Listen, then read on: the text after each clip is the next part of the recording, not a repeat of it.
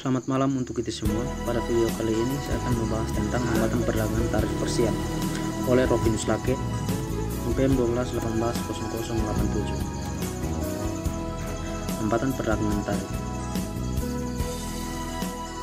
Jenis hambatan perdagangan yang paling penting menurut sejarah adalah tarif. Tarif adalah pajak atau bea masuk yang dibebankan terhadap komoditas perdagangan yang memasuki suatu batas negara. Tarif impor lebih penting dibandingkan tarif ekspor, dan kebanyakan pembahasan kita akan menghadapkan dengan tarif impor.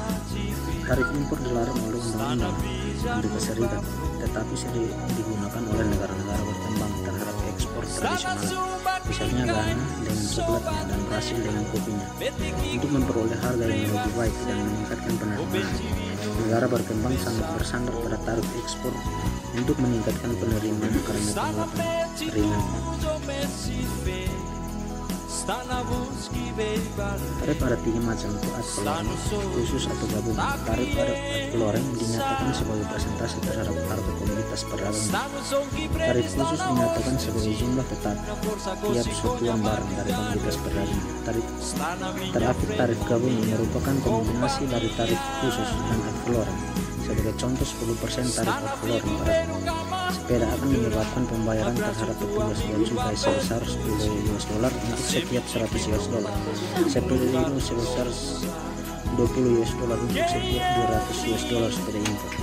Di lain pihak, tarif khusus $10 pada peserta sepeda impor berarti bahwa petugas bea cukai menentukan jumlah tetap sebesar $10 untuk setiap sepeda impor berupa harganya. Terakhir, bea impor gabungan berupa 5% bea impor ad valorem dan khusus sebesar $10 pada sepeda impor akan menghasilkan pungutan oleh petugas bea cukai sejumlah $15 untuk setiap $100 sepeda dan $20 untuk setiap $200 sepeda impor. Amerika Serikat menggunakan tarif khusus dan ad valorem dengan jumlah yang kira-kira sama, sementara negara-negara Eropa sebagian besar bersandar pada tarif ad valorem.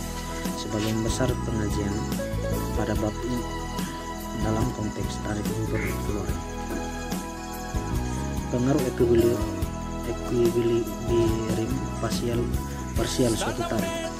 Pengaruh ekuilibrium parsial suatu tarif dapat dianalisis dengan gambar, yang mana DX merupakan kurva permintaan dan SX merupakan kurva penawaran komoditas. X di negara 2, jenis analisis yang sama untuk negara 1 terpisah sebagai soal para pihak. Negara 2 sebagai bentuk yang kecil sebagian industri, tidak hanya berkenangan perpotongan DX dan SX. Membentuk titik ekuilibrium yaitu sebanyak 30 kali diminta dan ditawarkan pada DX $1. Negara 2 akan mengonsumsi 70 kali AB, yang mana 10 X hasil diproduksi di dalam negeri dan sisanya sebesar 60 X CB diimpor seperti pada sisa kanan. Garis putus mendatar SS menunjukkan kurva penawaran luar negeri perdagangan bebas yang elastisnya tak terbatas dari komoditas X terhadap negara 2. Kurva biaya dan manfaat ekuilibrium parsial dari suatu tarif seperti ini. Contoh kurva ekuilibrium. Gambar tersebut menunjukkan bahwa dengan tarif impor 10% terhadap komoditas XY, DX meningkat dari $1 menjadi $2 di negara 2. Hal ini mengurangi surplus konsumen sebesar AGHG sama dengan A tambah B tambah C tambah D sama dengan $15 tambah $5 tambah $7 tambah $10 sama dengan $60. Melalui ini NJHN sama dengan C sama dengan $30 dipungut oleh pemerintah sebagaimana permintaan tarif.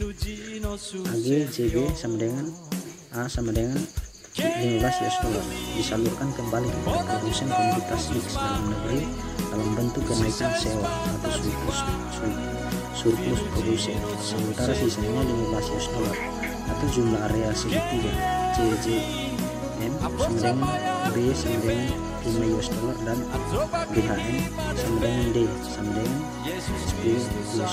Menunjukkan biaya proteksi atau kerugian bahan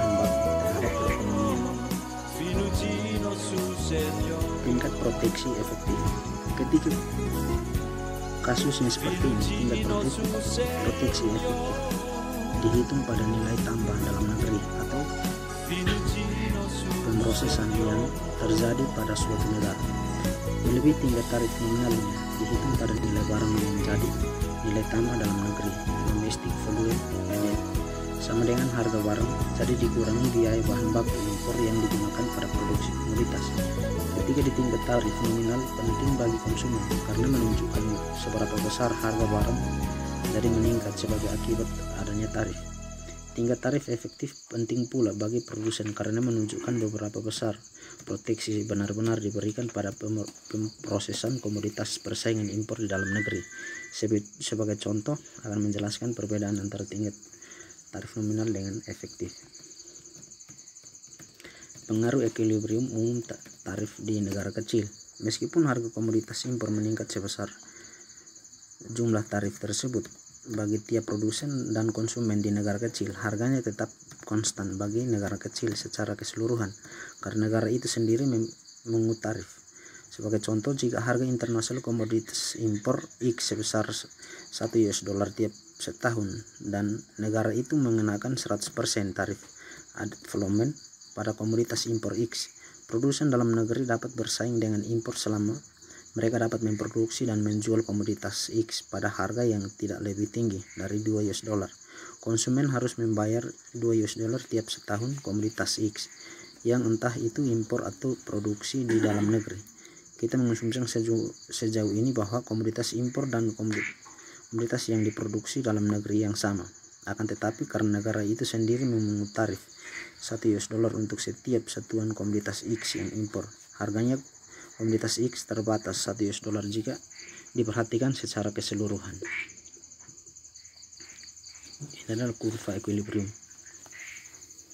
Sebagai rangkuman, negara produksi di titik B dengan perdagangan bebas dan mengekspor 60Y demi 60X pada PW sama dengan 1 dengan tarif impor 100% pada komoditas X, PX atau PY sama dengan 2 bagian tiap produsen dan konsumen di negara itu, tetapi masih pada PW 1 di pasar dunia dan di negara secara keseluruhan.